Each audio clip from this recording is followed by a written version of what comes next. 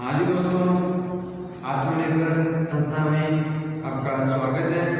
और आज हम बात करने जा रहे हैं मैथ की। वैसे तो मैथ बहुत ईजी सब्जेक्ट है, तो दोस्तों आप देखा जाए तो आर्ट्स वाले बच्चों को ये लगता है कि मैथ तो बहुत ही हार्ड टॉपिक है, लेकिन दोस्तों आपको बिल्कुल टेंशन करने की जरूरत नहीं है। आज हम जीरो लेवल से स्टार्ट करेंगे। हो सकता है कि मैथ वाले जो स्टूडेंट है, साइंस वाले जो स्टूडेंट है, उनके जल्दी समझ में आए और आपके एक बार दो बार हल करने के बाद समझ में आए। तो दोस्तों ये टेंशन नहीं लेना है कि हम तो आर्ट्स के स्टूडेंट हैं। आर्ट्स वालों के लिए और मैथ वालों के लिए ये जो पढ़ेंगे हम, ये बिल्कुल समान होगा। तो दोस्तों आज आप हेडिंग डालिए मैथ।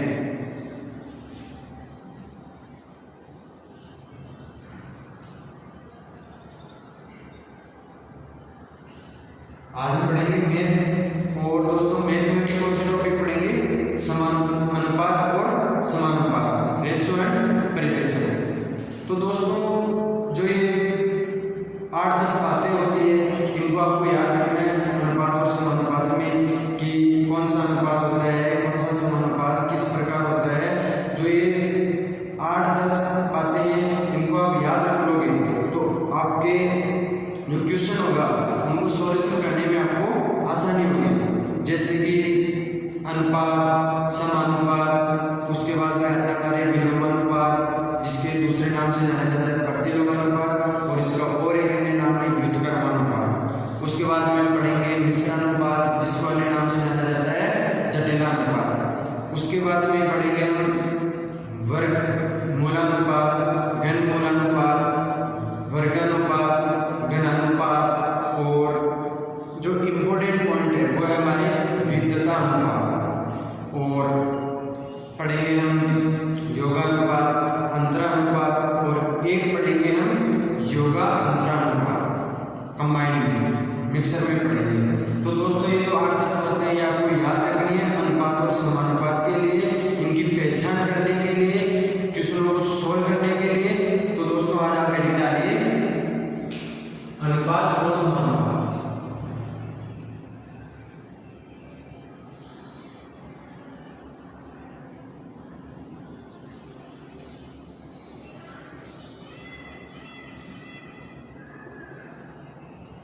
जिसे दोस्तों इंग्लिश में बोला जाता है रेशियो एंड परिवेशन।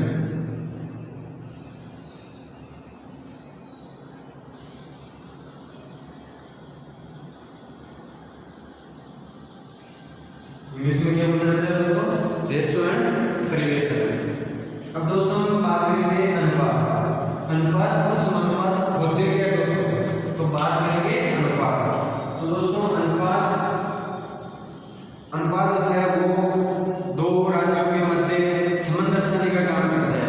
एक दूसरे के मध्य क्या रिलेशन है, क्या संबंध है, उनके मध्य संबंध दर्शाता है। तो आप अनुपात की परिभाषा लिखिए, दो या दो से अधिक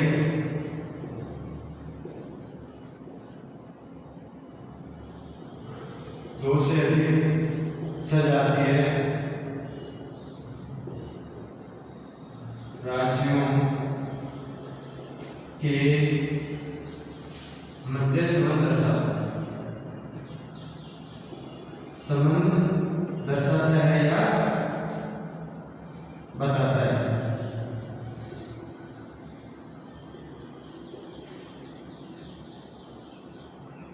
संबंध दर्शाता है या बताता है। दोस्तों अनुपात का मतलब ये होता है दो कोई भी राशि हो उनके मध्य संबंध दर्शाने ही अनुपात है। जैसे कि हम एग्जाम्पल के तौर पर देखें तो मान लो कि मैं, आप और तुम, इनके बात करते हैं एज की आयु। मान लो मेरे 3 वर्ष, आपके 5 वर्ष और तुम्हारे है 2 वर्ष।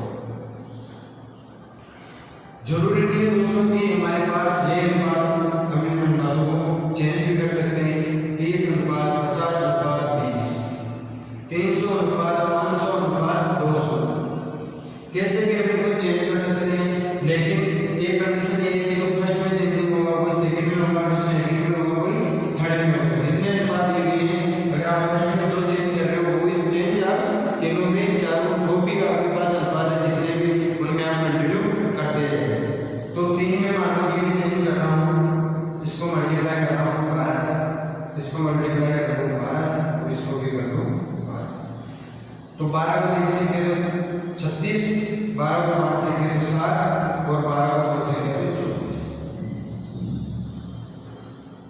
ये हमारे पास आ गया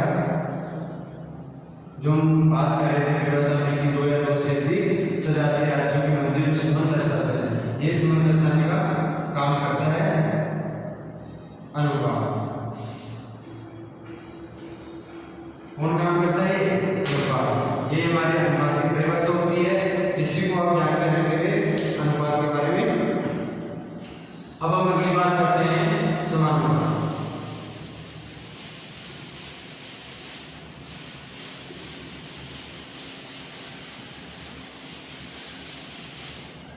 तो दोस्तों हेडिंग आ रही है समानुपात, अलग से हेडिंग आ रही है दोस्तों समानुपात। प्रिपरेशन समानुपात में क्या होता है दोस्तों, जैसे कि मान लो आपके पास दो अनुपात दिए गए हैं, 9:12 और इज इक्वल 1:15:20। ये आपके पास दो अनुपात दिए गए हैं। तो जो समानुपात होता है, समानुपात का मतलब क्या है? सम मतलब समान, अनुपात। जो अनुपात है वो समान होनी चाहिए। तो ये एक कंडीशन रखता है कि बाह्य पदों का गुणज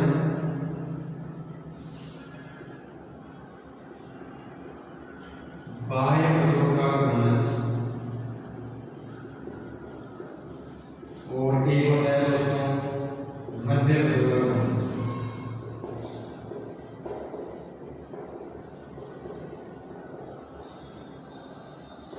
दोस्तों जो समानुपात होता है वो ये दर्शाता है कि बाह्य पदों का गुणज बराबर होता है मध्य पदों के गुणज से। जैसे कि 9 को 20 से मल्टीप्लाई किया तो हमारे पास आ गया 180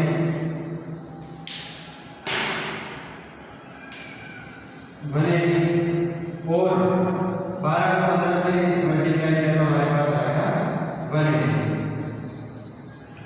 यही जो रिलेशन है, यही जो संबंध है वो दर्शाता है हमारा समानुपात कि जो बाह्य पदों का गुणज है वो मध्य पदों के गुणज के समान होना चाहिए।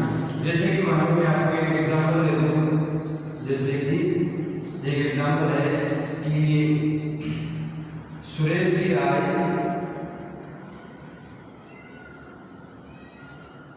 1200 और राकेश की आय 1300। और आपसे वो पूछेगा क्या? आपसे वो पूछेगा कि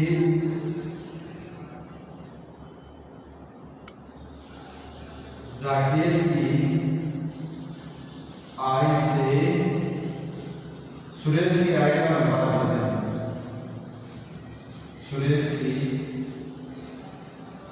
आय का अनुपात बताओ। सुरेश की आय का अनुपात बताओ। तो दोस्तों आपको जो ऑप्शन में देगा वो देगा आपका फर्स्ट ऑप्शन 12:13 और जो सेकंड ऑप्शन देगा वो देगा 13:12। पेपर में एक ऐसा क्वेश्चन आई तो मान लो तीसरा ऑप्शन कुछ और दे दें और चौथा ऑप्शन भी कुछ और दे, लेकिन ये दोनों ऑप्शन तो आपको जरूर मिलेंगे क्योंकि इन दोनों ऑप्शन में से ही इसका आंसर छिपा हुआ है। इसका आंसर दोनों ऑप्शन में से आएगा कि 12:13 आएगा या 13:12। ये तो आपको पक्का पता है कि आएगा तो 12:13, लेकिन ये पता नहीं है पहले 13 आएगा या पहले 12 आएगा। 13:12 में इसका आंसर होगा या 12:13 में होगा। तो इसको आप याद रखने के लिए एक ही चीज याद रखना है आपको कि जिसकी आय से पूछे उसको आप कहाँ रख दो? घर के अंदर रख दो। जिसकी आय से पूछे, जिससे पूछे, भाई राकेश की आय से, राकेश से पूछे उसकी आय को आप कहाँ रख दो? घर के अंदर रख दो, नीचे रख दो। तो मान लो राकेश की आय 1300 और जो जिससे पूछे कि सुरेश की आय का अनुपात होगा, तो ये तो ऑटोमेटिकली ऊपर जब सुरेश की आय नीचे होगी, नीचे रख दी घर के अंदर, तो राकेश की आय को जिससे पूछे उसकी आय को हमने नीचे रख दी घर के अंदर, तो सुरेश की आय अंश में रख देंगे और इसको काटने में हमारे पास अनुपात क्या आएंगे? 12:13। क्या अनुपात आएगा? 12:13। जो ऑप्शन फर्स्ट है वो हमारे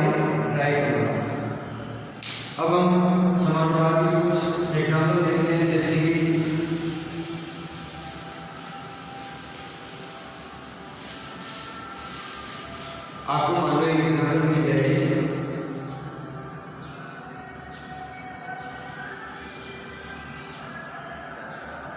9, 12 और 18 का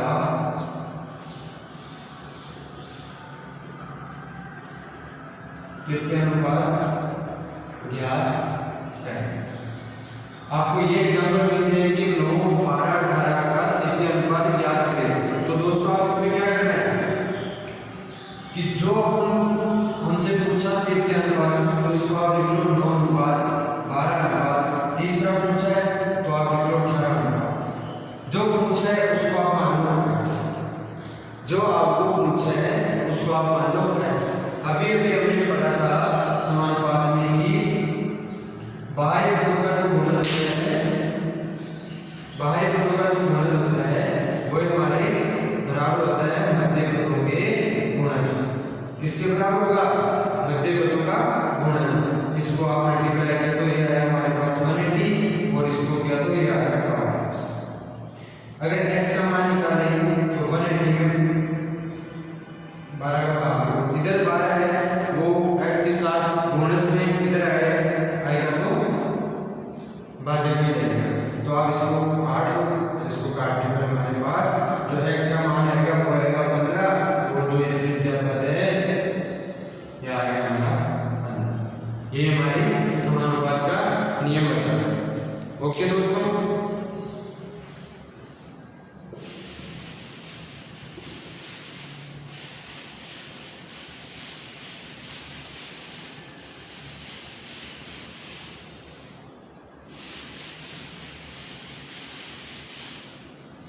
अगले बात करते हैं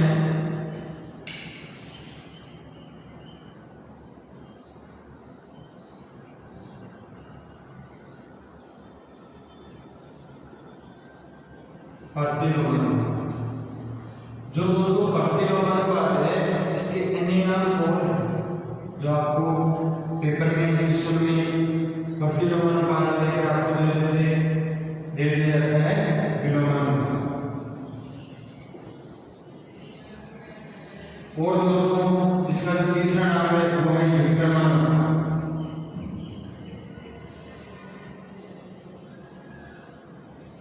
दोस्तों तीनों जो नाम है उनको आपको रखना है, तीनों को आपको याद रखना है। रखने का मतलब तीनों आपके दिमाग में होने चाहिए कि प्रतिलोमानुपात को और किस किस नाम से जाना जाता है, या विलोमानुपात को और किस नाम से जाना जाता है, या व्युत्क्रमानुपात को और किस नाम से जाना जाता है। तो तीनों नाम याद रखने हैं और तीनों में एक ही कंडीशन याद रखनी है आपको कि प्रतिलोमानुपात में होगा वो विलोमानुपात में होगा, और जो विलोमानुपात में होगा वो आपके व्युत्क्रमानुपात में होगा। तो दोस्तों इसको आपने आप पढ़े होंगे 9th क्लास में कि व्युत्क्रमानुपात का मतलब क्या होता है। व्युत्क्रमानुपात का मतलब होता है जैसे आपको कोई संख्या देती है x तो 1 कर रहा है, ये हमारा होता है व्युत्क्रमानुपात। इनवर्स बोल दो या व्युत्क्रमानुपात बोल दो।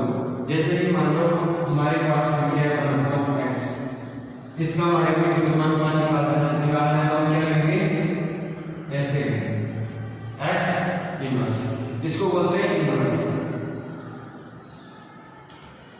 इनवर्स और उल्टा एक ही बात है, चाहे उल्टा कर दो चाहे इनका इनवर्स कर दो। ओके दोस्तों, तो आपको एक बात इसमें एक एग्जाम्पल बताता हूँ। जैसे कि एग्जाम्पल जैसे मान लो आपको दे दिया 4 अनुपात और एक एग्जाम्पल आपको दे दिया 4 अनुपात 5 अनुपात। तो दोस्तों इसको करने का क्या तरीका मैंने अभी बताया कि उल्टे करो। 5 के स्थान पर 4 को लिख दो, 4 के स्थान पर 5 को डालो, तो ये हो गया इसका आंसर 5 अनुपात 4।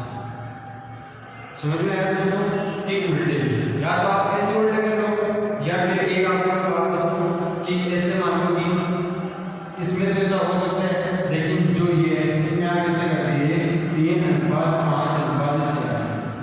तो दोस्तों ये गलत है, इसको उल्टे मत कर देना, सही बता दो, बिल्कुल गलत है। सिर्फ हम 2 अनुपात में ऐसा कर सकते हैं 3 अनुपात में हम ऐसा नहीं कर सकते। तो इसको हम सोल्व कैसे कर सकते हैं? जैसे कि मैंने बताया आपको बिनोमिनल का मतलब उल्टा, तो आप कर दो 4 का उल्टा 4 और 5 का उल्टा 5। इनका आप लघुत्तम ले लो। 5 और 4 का लघुत्तम आ गया 20। 4 को 20 से डिवाइड किया तो आएगा 5 और 5 को 1 से मल्टीप्लाई किया तो 5। 5 को 20 से किया तो मल्टीप्लाई डिवाइड किया तो 4। 4 को 2 से मल्टीप्लाई किया तो 6। दोस्तों एक बात आपको याद रखनी है कि जो हम लघुत्तम ले रहे हैं उसको पूरे में छोड़ना है, काट दो उसको। हमारे को जो चाहिए वो ये चाहिए, जो हमारे को चाहिए वो अनुपात चाहिए कि 5 अनुपात चाहिए, ये हमारा आंसर है। वो आंसर है। 2 अनुपात में कर सकते हैं, अगर 3 4 दे दिया तो ये जो हमारा तरीका है ये गलत होगा। तो इस प्रकार ये गलत होगा, तो इसको कैसे कर सकते हैं?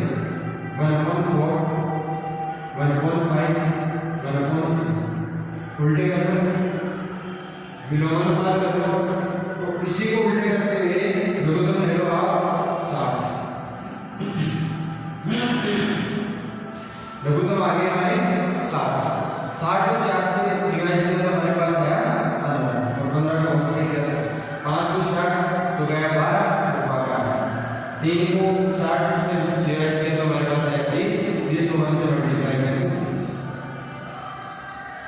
मैं आपको बताया कि लघुत्तम को वहीं पे छोड़ना काम किया, ये हमारा आंसर होगा। और दोस्तों हम पहले और नियम पढ़ते थे, तो वो नियम कैसे पढ़ते थे? जैसे कि हमारे को मान लो 3 अनुपात दे रहे हैं, तो हम कैसे भी कर सकते हैं कि फर्स्ट को छुपाया, फर्स्ट को छुपा दो, 2 बचे, दोनों का मल्टीप्लाई कर दो, बीच वाले को छुपा दो। तो आपको क्या दिख रहा है? इधर तो 4, बीच वाले को मान लो मैंने छुपा दिया, ये ऐसे करते हैं, बीच वाले को मैंने छुपा दिया तो क्या अनुपात दिख रहे हैं? 4/3। तो 4 को 3 क्या गुणज होगा 12।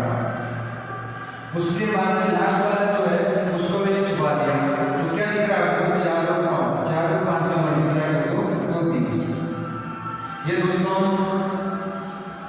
हमारा नियम पढ़ा हुआ है पहले, तो इसके अनुसार भी हम सोल्व कर सकते हैं। एक को छुपाओ दोनों का गुणज, बीच वाले को छुपाओ दोनों का गुणज, तीसरे को छुपाओ दोनों का गुणज। इस प्रकार की हमारे अनुपात निकाल सकते हैं।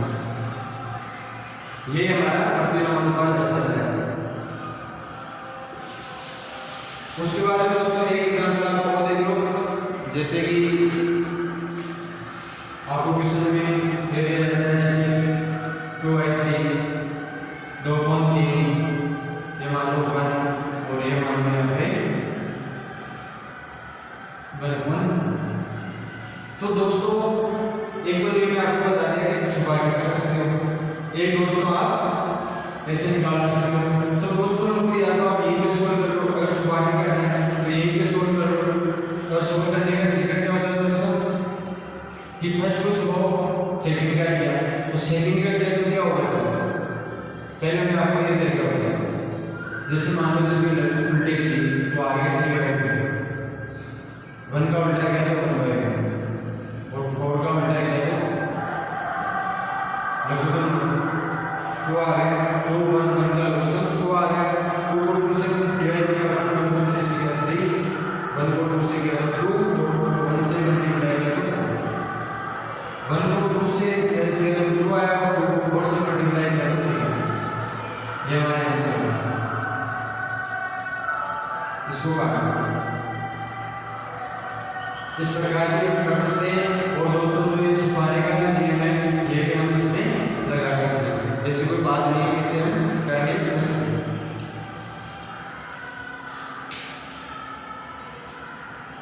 ये हमारा प्रतिलोम अनुपात समाप्त हुआ। विलोम अनुपात, प्रतिलोम अनुपात। अगला जो पॉइंट की बात करने जा रहे हैं वो है हमारा मिश्रण अनुपात, या फिर इसको दूसरे नाम से बोला जाता है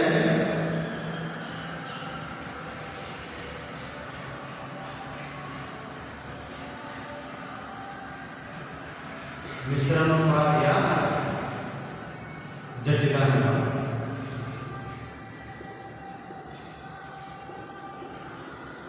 मिश्रानुपात या जटिलानुपात, इसको भी इंग्लिश में बोल सकते हैं कॉम्प्लेक्स रेशियो।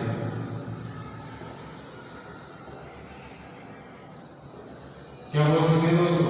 Complex ratio. जो ये मिश्रानुपात और जटिलानुपात है, ये क्या दर्शाता है दोस्तों? जैसे कि मान लो हमारे एग्जाम्पल में दिया जाता है कि 2:3, 1:3 और 3:5 और 1:5 दिया जाता है 5:3 और वो डायरेक्ट पूछा जाता है किसका मिश्रानुपात ज्ञात कीजिए। 2, 3, 4, 5 कितने भी आप अनुपात ले सकते हैं, ये कोई जरूरी नहीं है कि वो 2 दे या 3 दे, कितने भी दे सकते हैं। तो इसका जो फर्स्ट पॉइंट है वो है, जो फर्स्ट पॉइंट है वो है इसका सेकंड वाला, इसका फर्स्ट, इसका सेकंड, इसका फर्स्ट और इसका सेकंड। तो दोस्तों इसमें कुछ नहीं करना, आपको ये करना है कि फर्स्ट पद होगा गुणज, फर्स्ट पद होगा गुणज और सेकंड पद होगा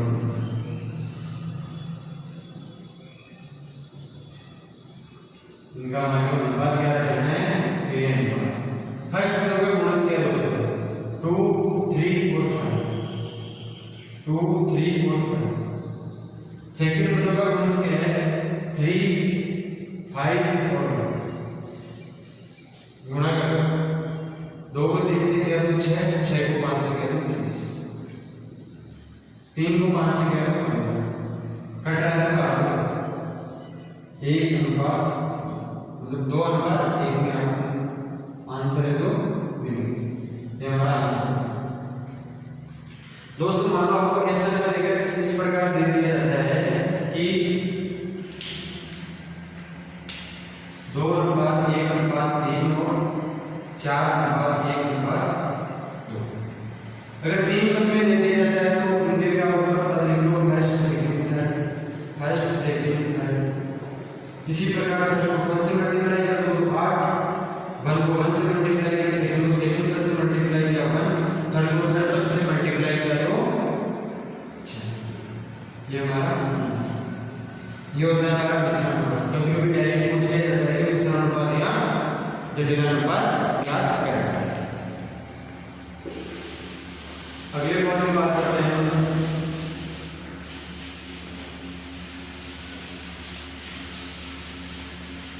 अगला जो पॉइंट है वो है हमारा वर्गानुपात। दोस्तों वर्गानुपात का मतलब क्या है? और एक दे दिया जाता है हमको घनानुपात।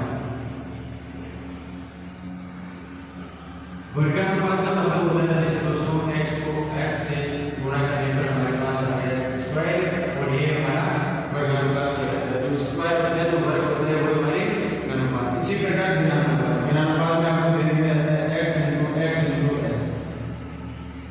कोई भी संख्या को 3 बार गुणा करने पर जो हमारे पास आंसर निकल के आता है उसे घनानुपात बोलते हैं, और उसी संख्या को उसी से 2 बार गुणा करने पर जो हमारे पास आंसर निकल के आता है वो आता है वर्गानुपात। इसका मतलब होगा x।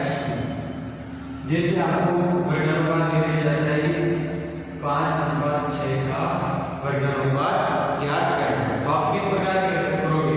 अभी मैंने यहाँ किया x into x, तो 5 into 5 का वर्ग क्या होता है 25, और 6 into 6 का वर्ग कितना होता है 36। जो मैं आपसे पूछा वो आपके सामने निकल के आ गया वर्गानुपात। उसी प्रकार आपको घनानुपात दे दिया जाता है कि ये कौन रहेगा 5 और 6 के घनानुपात ज्ञात करें। तो यहाँ पर हमने 2 बार मल्टीप्लाई किया 5 और 5 25, और यहाँ पे कर देंगे हम 3 बार 5 into 5 into 5, मान लो 5 into 5 into 5 और 6 into 6 into 6। 5 into 5 into 5 का मतलब हो गया 125, और 6 into 6 का मतलब हो गया 216। यह आ गया हमारे घनानुपात। दोस्तों एक चीज आपको बता दूं, इसमें टाइम ट्रैक नहीं करना है कि 5 into 5 25 25 25 ऐसे आपको नहीं करना है। इसमें आपको एक बात याद रखनी है, 1 से लेकर 20 तक तो आपको वर्ग याद करना है और 1 से लेकर 10 तक आपको वर्ग याद करना है। पहले ये तो याद करना है, अगर आप ज्यादा याद कर सकते हो तो 20 से ज्यादा भी कर सकते हो, ये कोई जरूरी नहीं है। मैं आपको 20 बताया तो 20 तक ही याद करेंगे, तो आगे नहीं करेंगे। 20 याद करेंगे, 30, 40, 50 जितने तक आपकी जो कैपेसिटी है, जो क्षमता है, आप याद कर सकते हो उसी वहां तक याद करो।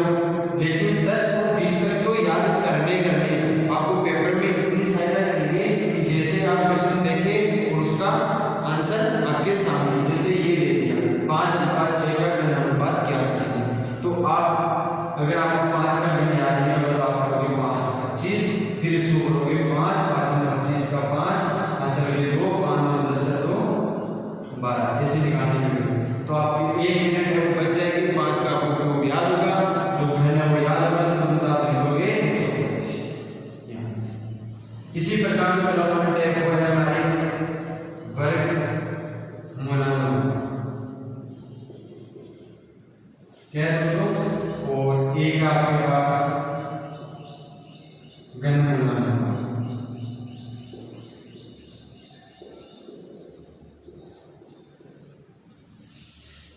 एक तो दोस्तों है वर्गमूलानुपात और एक हमारे पास घनमूलानुपात। इसका मतलब क्या होता है दोस्तों, जैसे मैं आपको अभी x स्क्वायर लगाया तो इसी x का आपको अंडररूट करके इसका मान निकालना है x को, जो वर्ग किया, वर्ग को उसी संख्या से गुणा करने पर जो आंसर आते हैं वो होते हैं हमारे वर्ग, और वर्गमूल क्या होते हैं, उसी संख्या का अंडररूट करने पे जो आंसर हमारे पास निकल जाएंगे। जैसे मान लो हमारे पास 144, इसका अंडररूट करने पर हमारे पास क्या आएंगे 12। आपको अगर याद हो तो आप डायरेक्ट निकाल सकते हो 144 से 12, हो सकता है 20 से ज्यादा दे, लेकिन 20 के अंदर पेपर में मिल सकते हैं आपको। उसी प्रकार जैसे मैं आपको एक एग्जाम्पल बताता हूँ, जैसे आपको एग्जाम्पल दे दिया जाता है 225 और 206, पूछ दिया जाता है कि इसका वर्गमूलानुपात ज्ञात करें। 225 का 200 अंडररूट क्या होता है और 256 का क्या होता है दोस्तों 100, ये हमारा आंसर। उसी प्रकार आपको पूछ दिया जाता है कि घनमूलानुपात ज्ञात कीजिए, घनमूलानुपात ज्ञात कीजिए, तो आप क्या करोगे, जैसे आपको यहाँ दे दिया जाता है 100,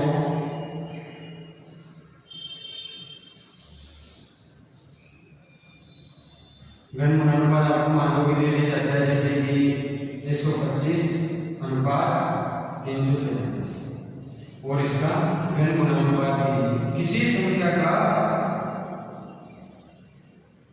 3 रूट निकालने पर जो हमारे पास आंसर आएगा वो इसका घनमूलानुपात होगा। कैसे निकालेंगे दोस्तों, जैसे कि मान लो 125 दिया हुआ आपके पास, तो इसमें छोटी से छोटी संख्या का भाग लगेगा, जैसे 5 का, तो आ गया हमारे पास 25, फिर आ गया 5 का, हमारे पास आ गया 5, फिर आ गया 5 का, तो हमारे पास आ गया 3 का जोड़ा 3 दिया हुआ है, 3 रूट ज्ञात करना है, तो इनमें से आप 3 का जोड़ा है तो 5, और वो 5 होगा वो हमारा 125 का आंसर होगा। 5 के बाद 383 से गुणा करना है दोस्तों, 7 को 7 से मल्टीप्लाई किया 49, और 49 को 7 से मल्टीप्लाई कर दो आप।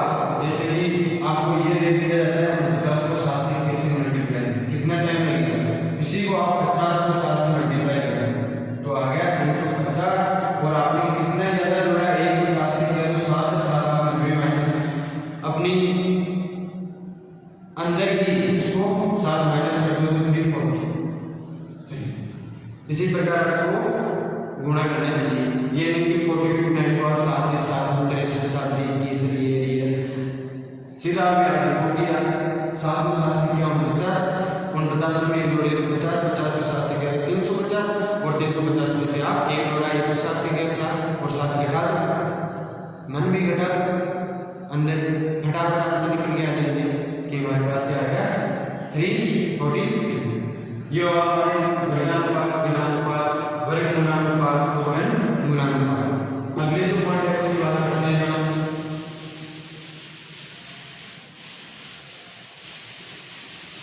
इंपॉर्टेंट पॉइंट जो टॉपिक हम पढ़ रहे हैं, जो सबसे इंपॉर्टेंट विद्युता अनुपात।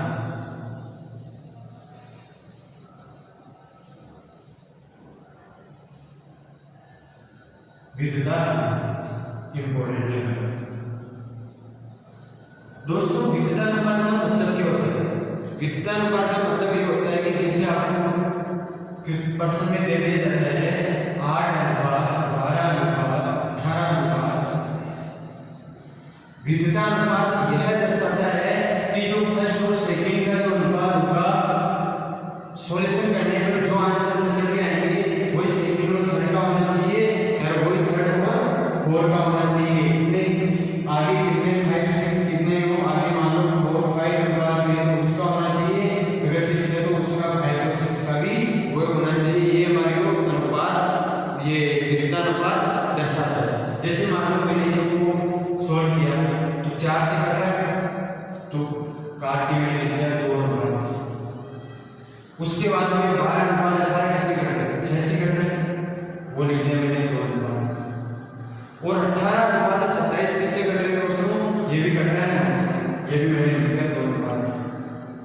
ये समझ है जो ये समझ आ रहा है सेम ये समझ दर्शाता है हमारी विद्युता अनुपात कि जो फर्स्ट और सेकंड का जो मान होगा वही सेकंड और थर्ड का होना चाहिए, वही थर्ड और फोर्थ का होना चाहिए।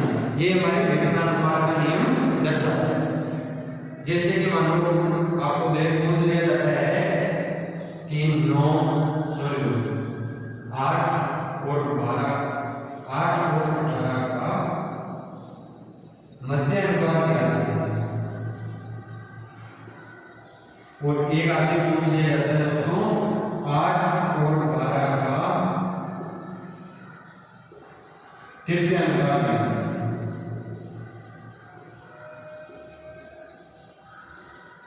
तृतीय अनुपात ज्ञात है।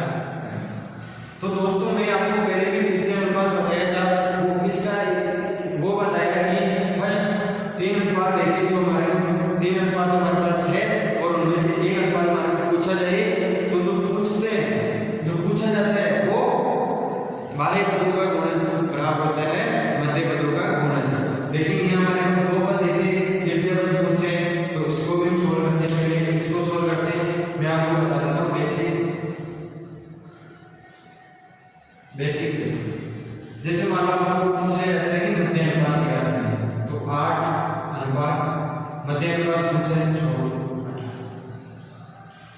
आपकी जो मर्जी चाहे आप x लिख सकते हो, आप मध्य अनुपात लिख सकते हो, ये पूरा नाम डाल सकते हो, आप इसको m में लिखना चाहते हो तो m लिख सकते हो, जो आपकी मर्जी a लिख सकते हो, कुछ भी x y z कुछ भी लिख सकते हो। जैसे मान लो मैंने यहाँ लिख दिया x। अभी आपको विद्युता अनुपात में यह नहीं बताया कि जो फर्स्ट और सेकंड का जो सॉल्यूशन होगा जो हमारे पास अनुपात निकल के आएगा वो अनुपात हमारे सेकंड का और थर्ड का होना चाहिए। तो उसी को आप फॉलो करते हुए सॉल्व करो कि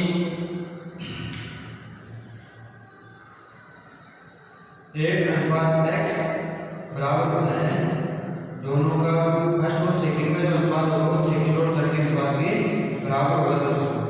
और अब कौन सा नियम आ गया हमारे हमने पढ़े थे पहले दूसरे नंबर पे समानुपात।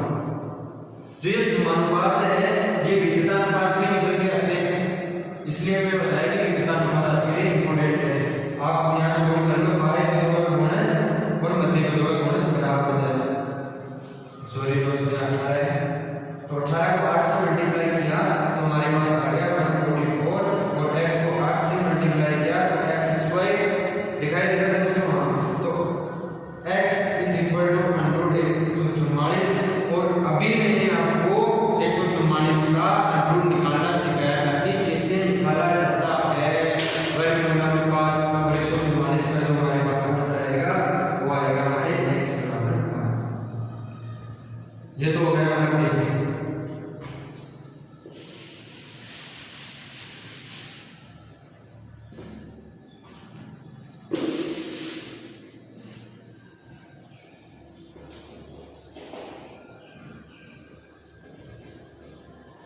ये तो हमारा इस जो मध्य अनुपात है इसका अब इसको डायरेक्ट कैसे करते हैं सर, हमारे को तो डायरेक्ट तरीका बता दो, ये बेसिक तरीका हमारे से नहीं होगा। तो आपको एक बात याद रखिए, ये हमारा हो गया एक और ये हो गया हमारा।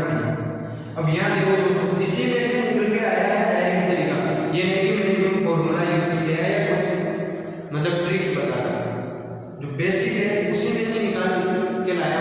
जो डायरेक्ट तरीका होगा, जैसे आपने यहाँ किया था ये ए और ये बी, इन दोनों का आपने क्या किया था, जैसे यहाँ ये x × x is equal to 8 × 18, तो इसको आप मल्टीप्लाई कीजिए, ये पर a और ये पर b, तो आप यहाँ लिख सकते हो ए बी, सीधा तरीका है,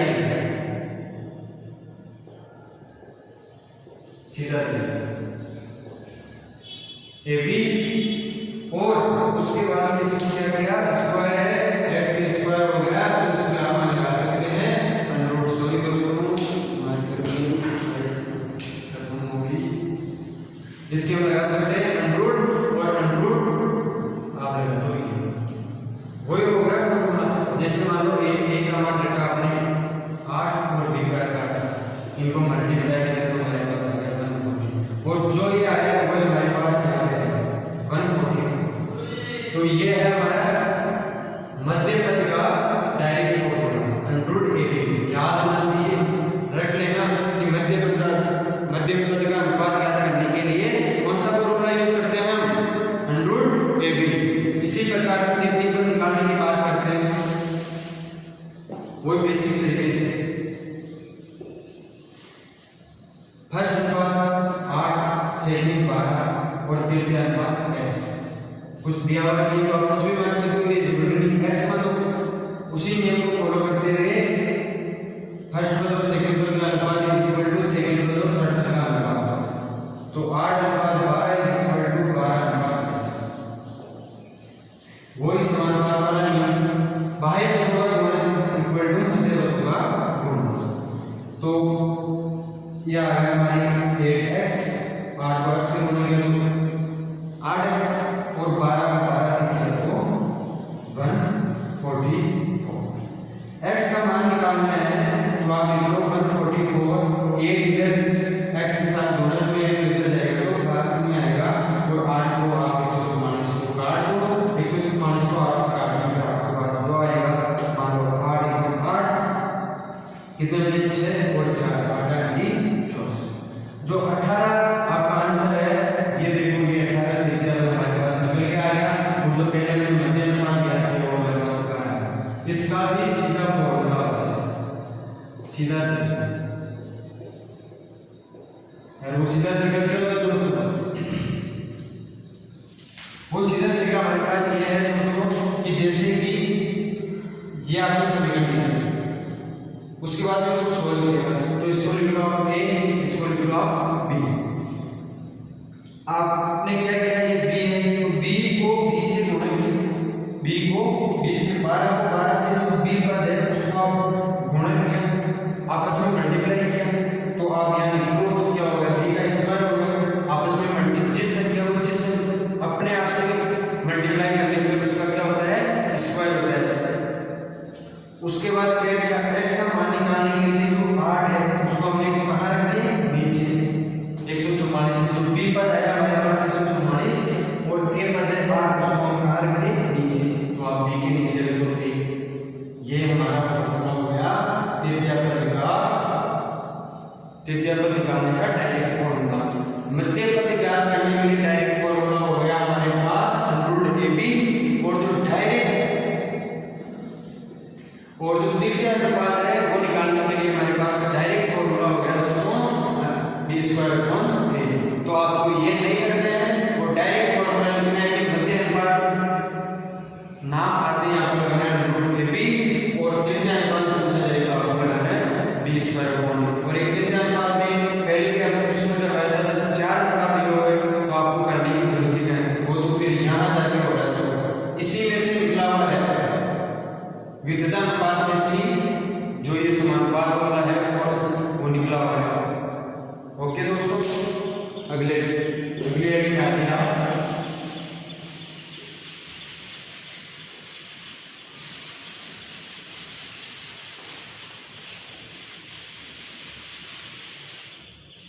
एक तो हमारे पास है योगानुपात, एक हमारे पास है अंतरानुपात,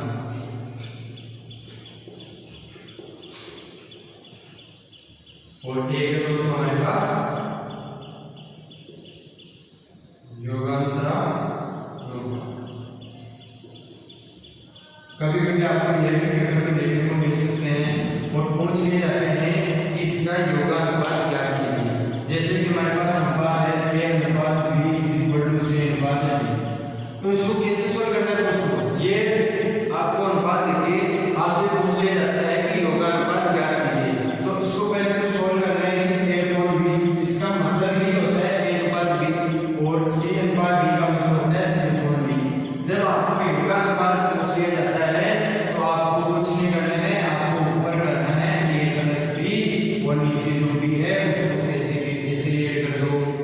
उसके बाद अगला जो है c और d इज इक्वल टू जो इसमें हमने किया हुआ आप उसमें कर दो c प्लस d और d, और ये हमारे योगानुपात ज्ञात करने का तरीका है। कोई भी आपको संख्या दे दी 1/2 दे दे, 1/2 3/4 दे दे, उसी को आप कैसे कर लो भाई 1/2 3/4, और यहाँ लिख लो 8 कर लो कि 1 + 2 4 3, ये हमारा योगानुपात निकले। उसी प्रकार आपको अंतरानुपात ज्ञात करना है। जैसे कि इसी को सॉल्व करने के लिए हमारे पास ये आ गया और आपसे पूछ लिया जाता है इसका अंतरानुपात ज्ञात कीजिए। कुछ नहीं करना है दोस्तों, जिसमें आपने प्लस किया, योग का मतलब प्लस तो अंतर का मतलब माइनस, जहां प्लस है वहां माइनस लगाना, ये हमारा सॉल्व। कुछ नहीं करना है, जहां आपने प्लस लगाया वहां माइनस कर दो तो अंतरानुपात हो जाएगा। जहां आपने योगानुपात ज्ञात करना है तो माइनस वाले की जगह प्लस कर दो। उसके बाद में पूछा जाता है आपको योग का अंतरानुपात कॉमन पूछ लिया जाता है, कंबाइंड में पूछ लिया जाता है, इसका योगांतरानुपात ज्ञात कीजिए। जो पद दे रहा है इसका आप योगांतरानुपात ज्ञात कीजिए। तो दोस्तों इसमें भी आपको कुछ नहीं करना है, पहले आपने क्या योग a प्लस b और c प्लस d। अब आपसे ये पूछा है कि अंतरानुपात, बाद में क्या किया आपने अंतरानुपात, तो जो ये माइनस वाला ऑप्शन है इसको आप नीचे ऐड कर दो, योगानुपात आ जाएगा। ये दोस्तों जो हमारे टॉपिक में चर्चा की अनुपात और समानुपात। अनुपात और समानुपात में एक पॉइंट है, इनको आप अच्छे से याद कर लो, अच्छे से बार बार इनकी प्रैक्टिस कर लो, तो आपके अनुपात और समानुपात में कहीं पर भी कोई प्रॉब्लम नहीं आने वाली है। तो इनको आप जरूर याद करें। हमने पहले चर्चा की थी अनुपात, उसके बाद में चर्चा की समानुपात, उसके बाद में चर्चा की प्रतिलोमानुपात जिसको अन्य नाम से जाना जाता है व्युत्क्रमानुपात और विलोमानुपात, उसके बाद में चर्चा की मिश्रानुपात जिसको अन्य नाम से बोला जाता है जटिलानुपात।